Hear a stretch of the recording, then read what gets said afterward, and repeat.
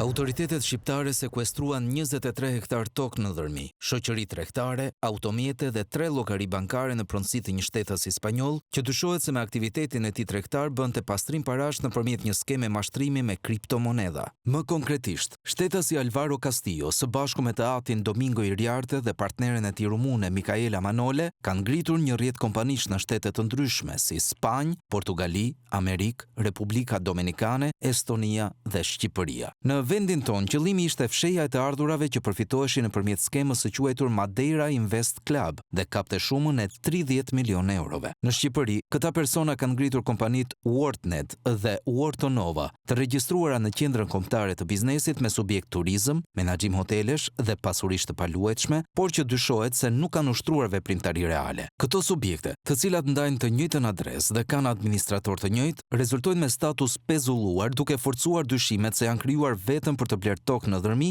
me çmime shumë më poshtë vlerës së tregut dhe për të kanalizuar paratë e skemës. Pronari i Worldnet ishte vetë Alvaro Castillo, ndërsa Worldnova figuron në pronësi të shtetases rumune me administrator të përbashkët, të atin e tij Domingo Iriarte. Në qendër të skemës qëndron Alvaro Castillo, i njohur në rrjetet sociale me emrat Luis apo Crypto Spain. Ai komunikonte me klientët në platformën Telegram duke i bindur të investonin shuma që nisnin nga 1.5 milion euro pa pasur detyrimin të identifikoheshin. Kjo e bënte të pamundur gjurmimin e transaksioneve financiare. Domingo Iriarte po hetohet në Spanjë për mashtrim piramidal dhe pastrim parash, lidhur me veprimtaritë e tij financiare ndërkombëtare.